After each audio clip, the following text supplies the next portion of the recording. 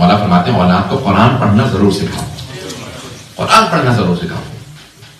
آل محمد کا سب سے بڑا امتیاز یہ ہے کہ اگر کسی نے ان کے سر کو بھی نیزے پہ بلند کیا ہے تو انہوں نے وہاں سے بھی قرآن سنایا۔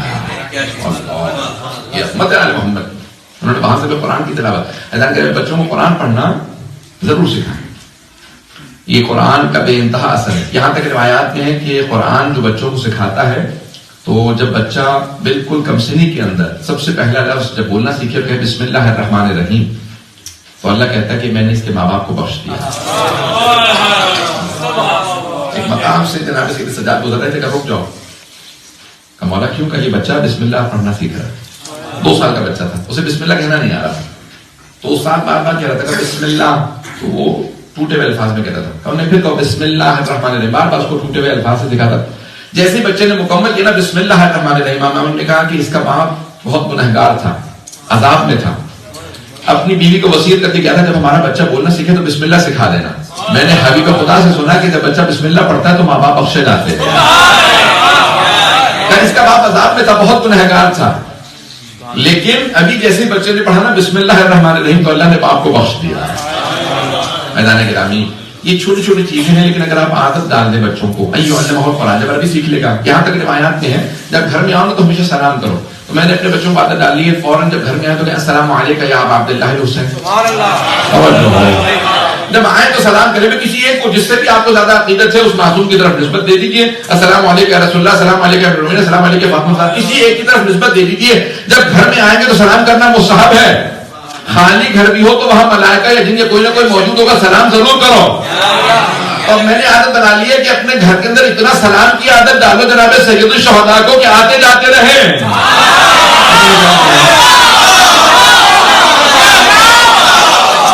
جناب سید الشہداء کے قدم آتے رہے، وہ ہمارے لیے اتنا ہی کافی ہے۔ سلام کرنا مستحب ہے، جواب دینا واجب ہے۔ جب ان کی بارگاہ میں سلام پہنچایا جائے گا عقیدت سے، میرا نہیں کو قبول ہوگا، مثال کے طور پہ میں گنہگار ہوں، بچے کا تو کوئی گناہ نہیں ہے، بچے تو انوسنٹ ہوتے ہیں نا، چھوٹے بچے ہیں، تو کیسے ممکن ہے کہ بچے آگے سلام کریں سید الشہداء رد کر دیں؟ ارے جنہوں نے دشمنوں کو رد نہیں کیا اور بھی آگے تو قبول کر لیا، پتہ نہیں بات پہنچ رہی ہے نہیں پہنچ رہی۔ تو بچوں کو آداب ضرور سکھائیں، قرآن پڑھنا ضرور سکھائیں۔ چند باتیں پہنچ رہی ہیں میری، پتہ نہیں بات پہنچ رہی ہے نہیں پہنچ رہی ہے۔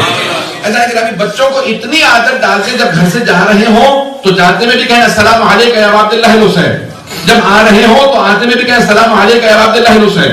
جاتے میں پورا دن بابرکت گزرے گا، جب آئیں گے تو گھر میں بھی برکت لے کے آئیں گے۔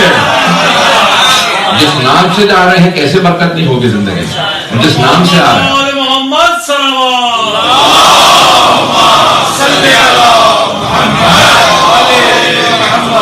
بات پہنچ رہی نہیں پہنچ رہی، ایک کوئی معمول بنا لیجیے، سورہ اخلاص کی عادت ڈال لیں، آیت الکرسی کی عادت، کتنے ہمارے پاس چیزیں موجود ہیں، کسی ایک چیز کی عادت ڈال لیں۔ جب جا رہے ہوں تو نفس اچھا دیکھنا ضروری ہے، مستحب ہے، ثواب ہے۔ ہمارے گھر میں نے کوشش کی، ایک یہاں پہ نظر نہیں آ رہا، ایک ہی پورے صفحے کے اوپر قرآن کریم موجود ہے۔ جب جا رہے ہیں قرآن کو دیکھنا بھی عبادت ہے، 4 چیزوں کا دیکھنا عبادت ہے۔ حدیث خدا کی حدیث ہے کہ 4 چیزوں کا دیکھنا بھی عبادت ہے۔ النظر الی وجہ علی عبادت، علی کے چہرے کو دیکھنا عبادت ہے۔ النظر الی الکعبۃ عبادت، خانہ کعبہ کو دیکھنا بھی عبادت ہے۔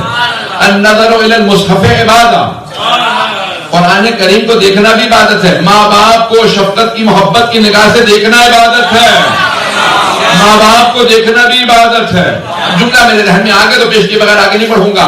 پیغمبر فرماتے ہیں النظر الی وجہ علی عبادت، تو جناب سلمان نے کہا یا رسول اللہ، وہ لوگ جو جناب امیر کی شہادت کے بعد آئیں گے وہ دیکھنے سے محروم رہیں گے، تو ان کے لیے کیا کر ذکر علی کی عبادت۔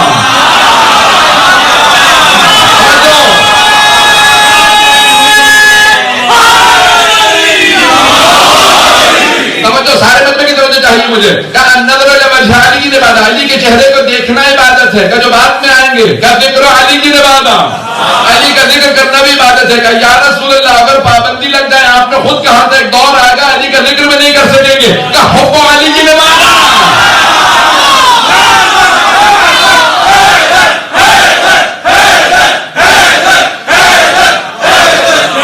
علی کی محبت دل میں رکھنا بھی عبادت ہے۔ جن بچوں کے دلوں میں علی کی محبت ہو وہ چلتے پھرتے عابد ہیں، دلوں میں محبت ہے. اپنے بچوں کو تربیت ایسا کر دیں کہ بچے خود بخود جب چل رہے ہوں تو عبادت ہو، بیٹھ رہے ہوں تو عبادت ہو. تو کہا ذکر علی کی عبادت، کہا یا رسول اللہ علی کا ذکر عبادت کیوں ہے؟ ذکر عبادت کیوں؟ کہا لأن ذکر و ذکری و ذکر ذکر اللہ و ذکر اللہ عبادت، کیونکہ علی کا ذکر میرا ذکر ہے، میرا ذکر خدا کا ذکر ہے، اور خدا کا ذکر عبادت ہے.